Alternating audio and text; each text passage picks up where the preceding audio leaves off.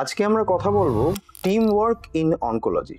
এই team work in oncology একটা নাম আছে যাকে বলে এমডিটি। এমডিটি মানে মাল্টি ডিসিপ্লিনারি টিম। আজকের টপিক অফ ডিসকাশন হচ্ছে এই এমডিটি। মানে এমডিটিটা কি, এমডিটিতে কারা থাকেন এবং এই এমডিটির ইম্পর্টেন্সটা কি আজকের দিনে দাঁড়িয়ে ক্যান্সার ট্রিটমেন্ট ডিসাইড করায়।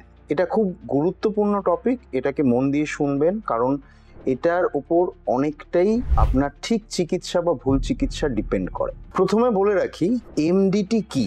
এমডিটি হচ্ছে কিছুই না, একটা গ্রুপ অফ ডক্টরস যারা তাদের ইন্ডিভিজুয়াল ফিল্ডে স্পেশালাইজ করেন এবং অনকোলজিক্যাল ডিসিশন মেকিং এই প্রসেসটার মধ্যে যেই এমডিটি থাকা উচিত তাতে কোন কোন ডাক্তারবাবুদের উপস্থিতি ভীষণভাবেই জরুরি।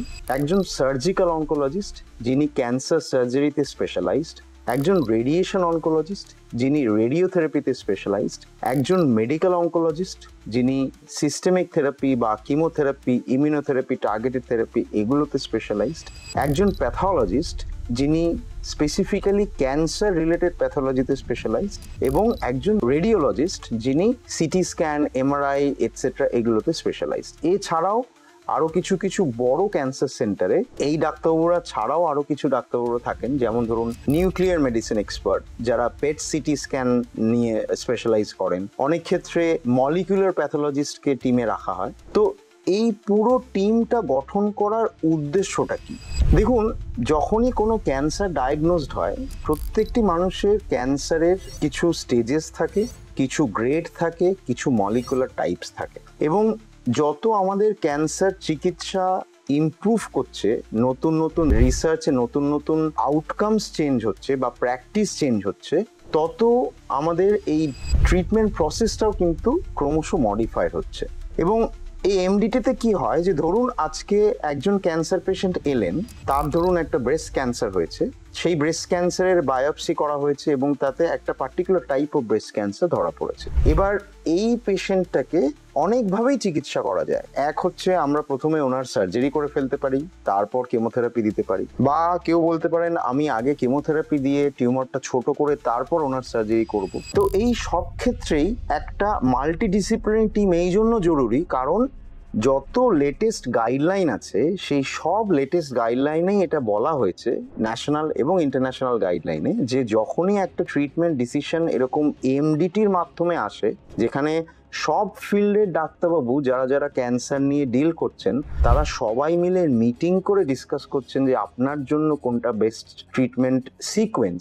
যখনই আমরা এইরকম ভাবে ডিসাইড করি ক্যান্সার ট্রিটমেন্ট, তখন কিন্তু ক্যান্সার ট্রিটমেন্টের আউটকামটাও অনেক ভালো হয়। আমরা অনেক ক্ষেত্রেই দেখি যে ধরুন গ্রামের পেশেন্ট একজন বা একটু মফস্বলের পেশেন্ট যেখানে প্রপার ক্যান্সার সেন্টার সেরকম ভাবে নেই, অনেক সময় আমরা পেশেন্ট পাই যে ধরুন সার্জারি হয়েছে তারপরে ওনারা ক্যান্সার সেন্টারে এসছেন পরবর্তী চিকিৎসার জন্য, কিন্তু আমরা সবকিছু অ্যাসেস করে দেখলাম যে ওনার হয়তো প্রথমে সার্জারি না করে আগে অন্য কিছু ট্রিটমেন্ট দিয়ে সার্জারি করলে এটার রেজাল্টটা আরেকটু বেটার হতে পারত। এবার যেহেতু তার বাড়ির আশেপাশে এই এমডিটির সম্ভাবনাটা নেই বা এমডিটি করা সম্ভব নয়, তার পক্ষে পসিবল হয়নি এই প্রসেসটা দিয়ে যাওয়া। তো আমি বলছি না যে সব ক্ষেত্রেই আপনার এমডিটির মাধ্যমেই যেতে হবে, তবে চেষ্টা করবেন যে আপনার যদি ক্যান্সার ডায়াগনোসিস হয় তাহলে আপনি এমন কোনো ডাক্তারবাবু বা এমন কোনো হাসপাতালের সঙ্গে পরামর্শ করুন যিনি বা যেই হাসপাতালে এই এমডিটির মাধ্যমে চিকিৎসা করার একটা সম্ভাবনা আছে, যাতে আপনার অসুখটার এক্স্যাক্ট ট্রিটমেন্ট কি হওয়া উচিত সেটা একজন ডাক্তারবাবু ডিসাইড না করে পুরো টিমটা মিলে ডিসাইড করে, এবং তাতে কিন্তু আপনার ট্রিটমেন্ট আউটকামটাও অনেক বেটার হয়। এবং আপনারা নিজেরাও সার্চ করে দেখতে পারেন যে যা যা ইন্টারন্যাশনাল গাইডলাইন্স আছে পুরো পৃথিবীতে, সব ইন্টারন্যাশনাল গাইডলাইনেই কিন্তু আমাদের যে ট্রিটমেন্টের ফ্লো চার্ট থাকে সেই ফ্লো চার্টে সবসময় মেনশন করা থাকে যে it is preferable that the treatment is decided by a multidisciplinary team.